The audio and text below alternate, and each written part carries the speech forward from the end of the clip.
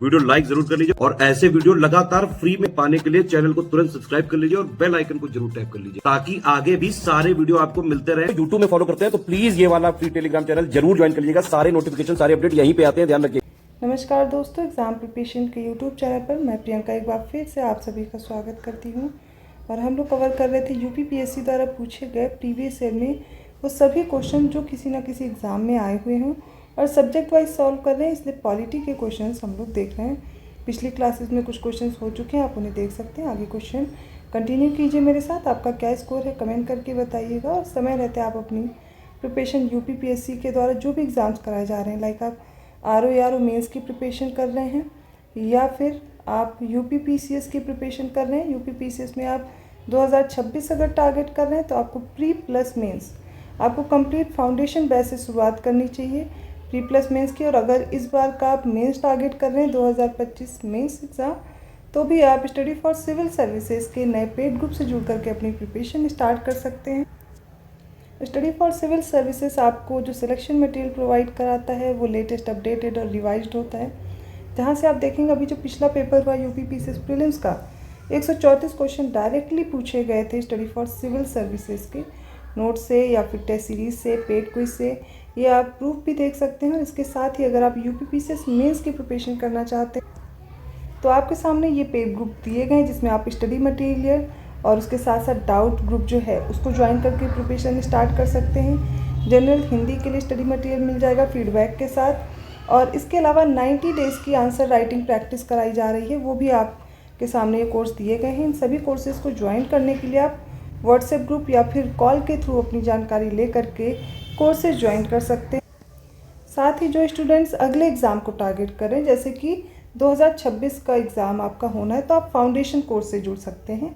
UPPCS prelims का foundation batch available हो चुका है, अभी से तैयारी शुरू कर दीजिए। देखिए फुल पेड ग्रुप है विदाउट क्लियरेंस, 9000 फी पे करना है आपको। इसको पे करने के बाद आपको टेस्ट सीरीज़ और जो भी सीसेट के नोट्स हैं, कंपाइलेशन है, लिस्टिंग्स है, डेली मंथली करंट अफेयर, इस सबका सब कुछ इसमें मिल जाएगा with doubt clearance.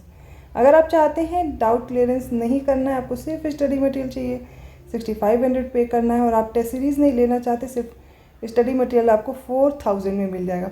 Test series के लिए भी अलग से आप सिर्फ टेस्ट सीरीज़ ज्वाइन कर सकते हैं या फिर पेड क्विज भी ज्वाइन कर सकते हैं। करंट अफेयर को जिनको प्रॉब्लम हो रही है, सिर्फ करंट अफेयर आपकी नहीं कंप्लीट हो पा रही, तो करंट अफेयर के लिए भी मात्र 2000 में आप करंट अफेयर्स प्रिपेयर कर सकते हैं।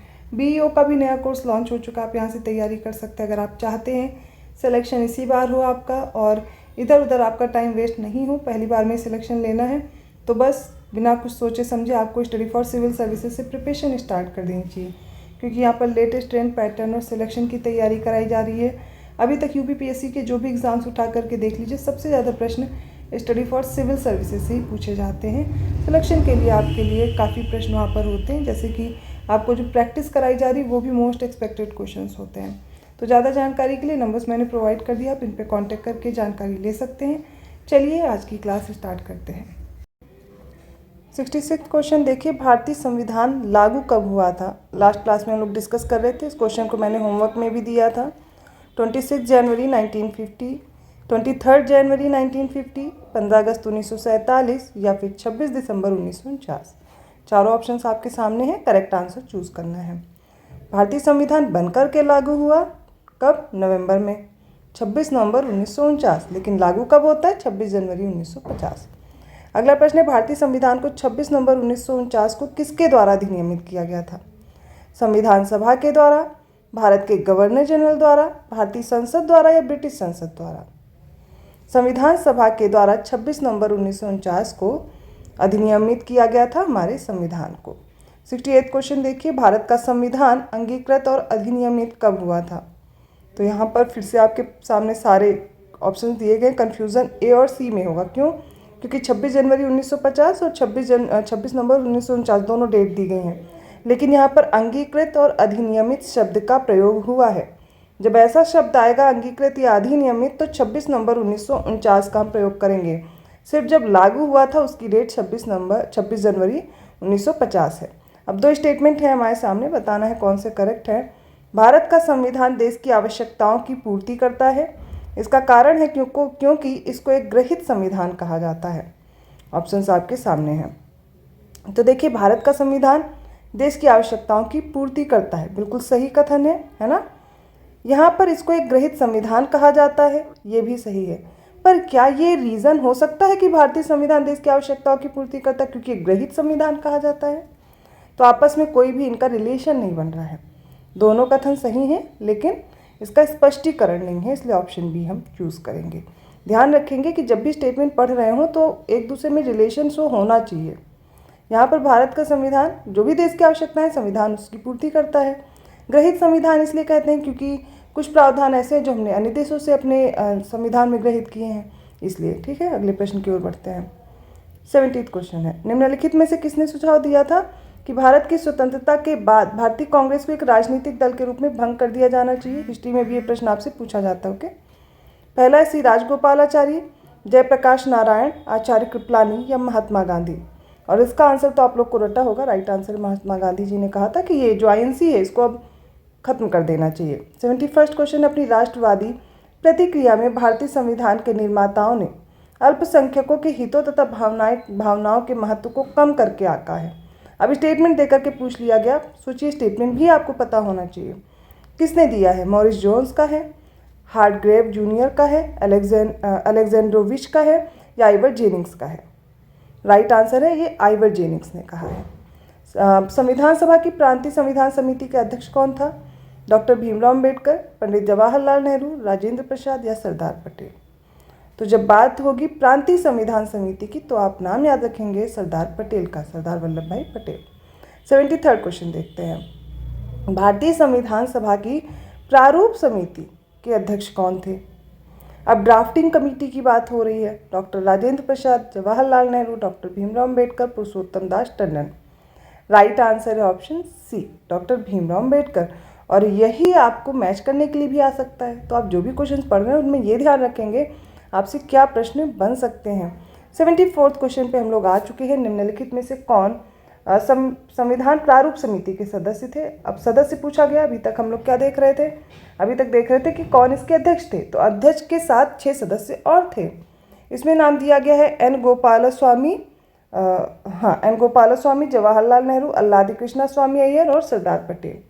तो इसमें देखिए कौन कौन थे। एन गोपालस्वामी थे, बिल्कुल थे। जवाहरलाल नेहरू थे, नहीं थे। अल्लादी कृष्णा स्वामी अय्यर थे, ये भी थे। सरदार पटेल भी नहीं थे। तो 1 और 3 हमें ऑप्शन सी में दिया गया है। अगला प्रश्न है, संविधान पांडुलेखन, इसी को हम ड्राफ्टिंग कमेटी भी बोलते हैं, इसमें कौन सदस्य नहीं थे? मोहम्मद सादुल्लाह, के.एम. मुंशी, के अय्यर और जवाहरलाल नेहरू। अभी हम लोगों ने इसका आंसर देखा था, इसमें जवाहरलाल नेहरू नहीं थे। इसमें मोहम्मद सादुल्लाह थे, के.एम. मुंशी थे, के अय्यर थे, ठीक है, एन गोपालस्वामी अयंगर भी थे।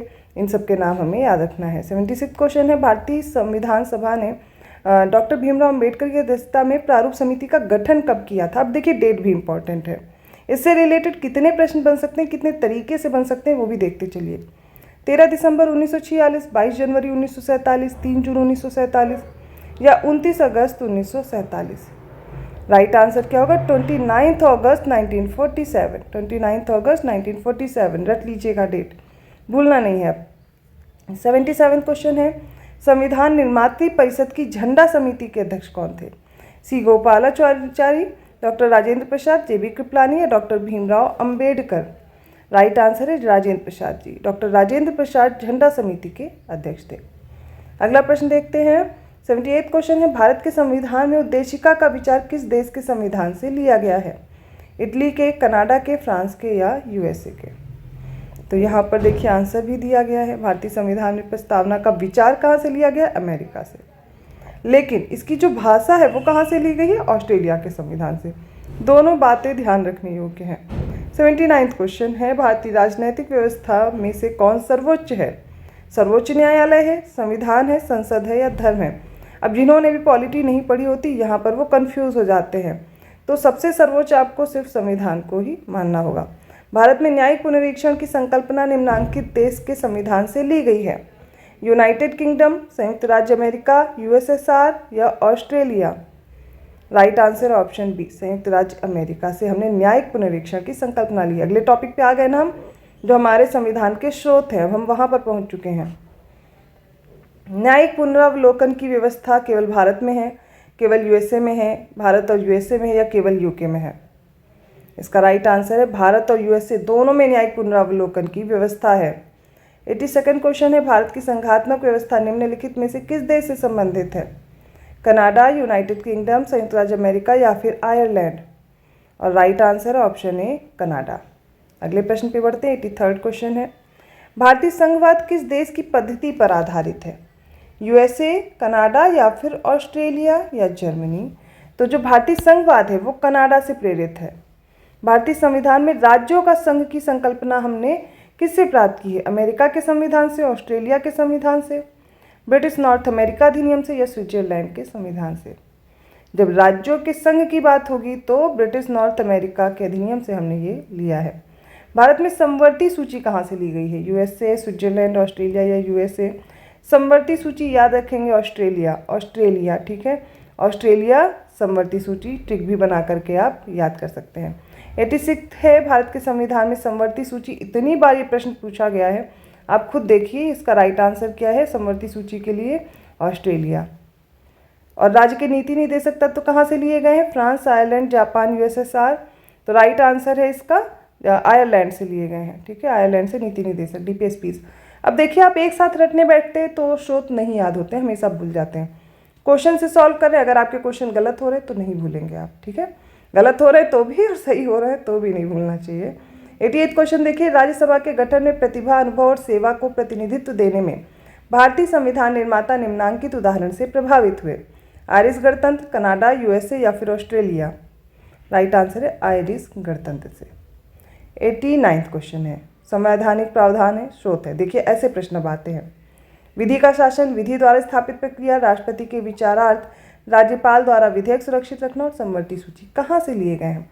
अभी मैंने आपको याद कराया, समवर्ती सूची दिख जाए बस ऑस्ट्रेलिया मैच कर दीजिए, डी का 1 एक ही ऑप्शन में लीजिए, आंसर भी मिल गया अगर आपको एक भी याद है। लेकिन अब ऐसे ऑप्शन नहीं आते हैं ना, इस बार का पेपर देखा होगा तो ऑप्शन तो बिल्कुल ऐसे नहीं थे, चारों पता होंगे तभी मैच कर पाएंगे।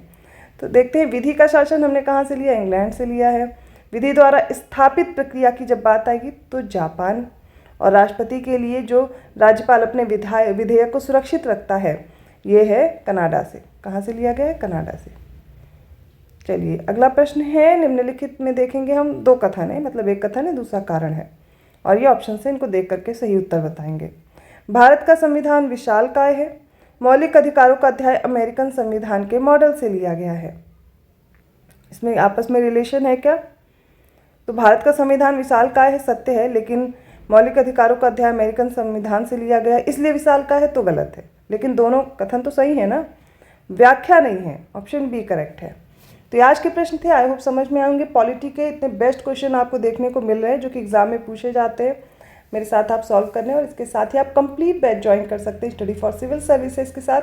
पिछले 10 वर्षों के मॉक टेस्ट तो सॉल्व करने को मिलेंगे ही, साथ में उनकी प्रैक्टिस के साथ साथ नए फुल लेंथ मॉक टेस्ट होंगे जैसे एग्जाम में पूछे जाते हैं। प्रैक्टिस सीरीज में सब्जेक्ट वाइज भी मिलेंगे, पेड क्विज भी आपको उसी में इंक्लूड करके दी जाएगी अगर आप फुल पेड को ज्वाइन कर सकते हैं। स्टडी मटेरियल तो मिलेगा ही, क्लासेस मिलेंगी, डाउट क्लियर कर सकते हैं ग्रुप में, इतने सारे फीचर्स के साथ आपको एक क्लासेस मिल रही है, सिलेक्शन वाली क्लास, लेटेस्ट अपडेटेड। तो आपको क्या करना है, मैंने नंबर प्रोवाइड किया है, क्लास की स्टार्टिंग में ही आपको क्लास को ज्वाइन करना है, ग्रुप को ज्वाइन करना है, उन पर इन्फॉर्मेशन लीजिए और अपना जो प्रिपरेशन है वो बेहतर ढंग से स्टार्ट कीजिए। मैं मिलती हूँ अगली क्लास में। वीडियो अच्छा लगा तो लाइक ज़रूर कीजिएगा, चैनल को सब्सक्राइब नहीं किया है तो कर लीजिए। धन्यवाद।